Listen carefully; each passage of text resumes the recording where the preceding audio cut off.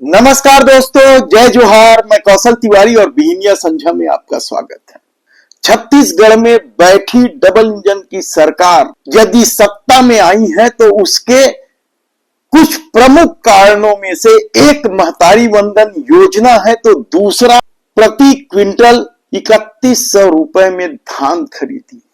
अब नहीं सही वो बदल के रही वो के नारे के साथ सत्ता में आई सरकार ने तो कई वादे किए थे, कई मोदी की गारंटी थी, भ्रष्टाचारियों को उल्टा लटकाकर सीधा कर देने के दावे थे। तो जब हम शासन में आएंगे तब भ्रष्टाचार करने वाले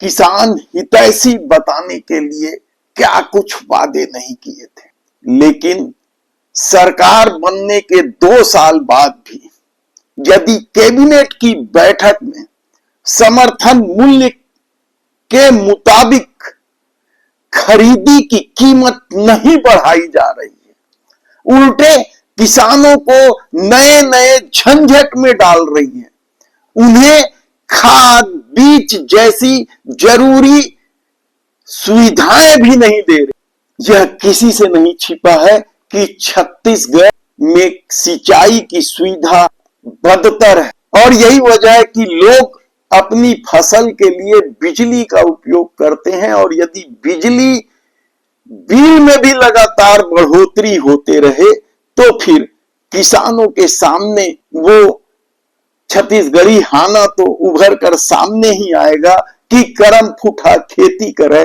अकाल पड़े नहीं तो भाव गिरे।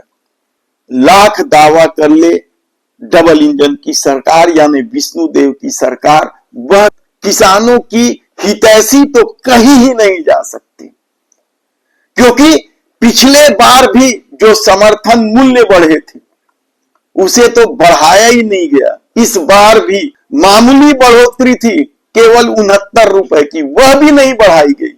यानी पिछले 2 साल से छत्तीसगढ़ के किसान 3100 रुपए प्रति क्विंटल के आश्रय ही बैठे हुए हैं। इस दौर में महंगाई कितनी बढ़ गई, हर मामले में जीएसटी वसूला गया, हलक में डालकर वसूला गया, बिजली का बिल बढ़ा दिया गया, 400 यूनिट योजना माफ कर दी गई, लेकिन किसानों से धान केवल 3100 रुपए में ही खरीदी जाएगी। ये किस तरह का न्याय है? सवाल कई हैं। हैरानी की बात तो यह है कि कैबिनेट के इस फैसले के बाद वे लोग खामोश हैं जो अपने को किसान हितैषी बताते हैं। हालांकि भारतीय किसान संघ ने इस मामले को लेकर 13 अक्टूबर को मुख्यमंत्री निवास घेराव करने की घोषणा कर दी है। उनकी कई मांगे हैं। अब नहीं सही वो अपन अधिकार लेके रहिबो के नारे के साथ, यानी भारतीय जनता पार्टी का नारा भारतीय जनता पार्टी की सरकार को ही जवाबी दिया जा रहा है। अब नहीं सही वो अपन अधिकार लेके रही। 9 सूत्री मांगे हैं। ये मांग सत्ता के किसान विरोधी चेहरे को क्या दर्शाती है? घरेलू बिजली पर पुनः हाफ बिल योजना लागू की जाए तथा कृषि पंपों को 24 घंटे बिजली दी जाए। ये बड़े मार्के की मांग है। इस मांग को लेकर प्रदेश भर में बिजली चोर गद्दी छोड़ के नारे के साथ आंदोलन कांग्रेस ने छेड़ा हुआ है, और अब भारतीय किसान संघ ने भी इस मुद्दे को आगे बढ़ा दिया है और 13 अक्टूबर को मुख्यमंत्री निवास का घेराव किया जाएगा। दूसरी मांग, पिछली सरकार की बकाया चौथी किस्त की राशि दीपावली से पूर्व भुगतान किया जाए। किसानों की कोई गलती नहीं थी। क्या किसानों ने सत्ता बदलकर गलती कर दी है? जिसकी सजा विष्णुदेव साय उन्हें दे रहे हैं। वे तो सरकार को बेच रहे थे, भूपेश बघेल को थोड़ी ना बेच रहे थे धान। फिर उनकी चौथी किस्त क्यों रोकी जा रही है? अब एग्री स्टेट की विसंगतियां, ये बड़ा गंभीर मामला है। सरकार कई बार तारीख बढ़ा चुकी है, क्योंकि कभी सर्वर का प्रॉब्लम है तो दूसरे कई तरह के दिक्कत हैं। एग्री स्टेक की विसंगतियों को दूर किया जाए, धान की राशि 3100 में बढ़ा हुआ समर्थन मूल्य 186 जोड़कर दिया जाए। 186 रुपए बढ़ गए, लगभग 200 रुपए। कायदे से तो सरकार को 3286 रुपए में धान खरीदनी चाहिए यदि वह किसान हितैषी अपने को कहती है तो। तब चौथी मांग, धान खरीदी में किसानों से 40 किलो 700 ग्राम धान से अधिक नहीं लिया जाए। कुछ भी ले रहे हैं, 1 किलो 2 किलो, कभी सुखद गीला के नाम से किसानों के साथ खेल खेलते। और किसान की मजबूरी यह है कि यदि वह मंडी तक अपनी उपज ले आया है तो वापस कैसे ले जाए, इसका फायदा समितियां उठाती है।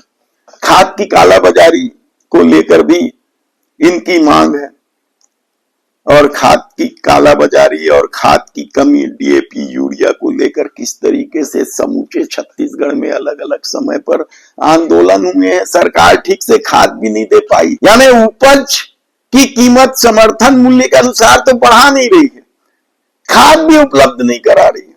बाकी मांगे दीर्घकालीन योजना की तरह है। प्रदेश में सिंचाई का रकबा बढ़ाया जाए, नहरों का पानी अंतिम गांव तक पहुंचे, दलहन तिलहन की खेती पर 20,000 अनुदान दिया जाए, रबी में दलहन तिलहन एवं मक्का सूरजमुखी की खरीदी की जाए एमएसपी में। हालांकि सरकार की घोषणा है, यदि आप देखेंगे तो कई सारे उपज, 2 दर्जन उपज के नाम आपको दिख जाएंगे जो एमएसपी में सरकार खरीदने का दावा करती है, लेकिन धान ही ठीक से नहीं खरीद पा रही है।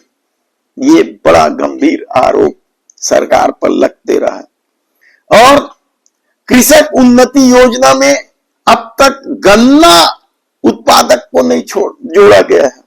आप सोचिए, कवर्धा से लेके कितने ही जिले हैं जहां गन्ना का उत्पादन किसान कर रहे हैं, लेकिन उसे उन्नति योजना में नहीं जोड़ा गया।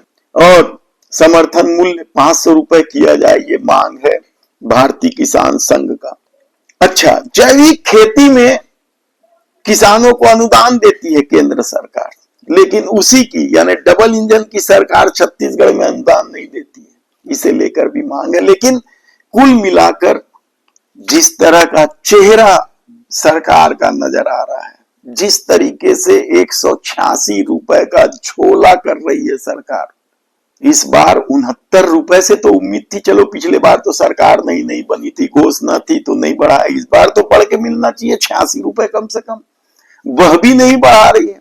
15 नवंबर से प्रदेश में धान खरीदी है और सत्ता का दावा है कि वह 1 हफ्ते के अंदर अंतर की राशि का भुगतान कर देगी। अंतर का राशि यानी समझ रहे हैं, पूरी राशि इस बार भी नहीं देगी, पिछले बार भी नहीं दी थी। चुनाव में मोदी की गारंटी थी एक मुश्त राशि दी जाएगी, लेकिन 3100 रुपए एक मुश्त नहीं दी गई थी। इस बार भी शायद सरकार की ये मंशा हो, तभी तो उन्होंने कल कैबिनेट में कहा कि अंतर की राशि एक मुश्त दी जाएगी। अब देखना है कि 13 अक्टूबर को भारतीय किसान संघ का आंदोलन तो है। कांग्रेस का अब तक इस मामले में कोई बड़ा बयान नहीं आया है, कोई आंदोलन की रूपरेखा दिखाई नहीं दे रही है। आने वाले दिनों में किसान सत्ता के इस रवैये को लेकर क्या कुछ करती है, देखने की बात होगी। धन्यवाद।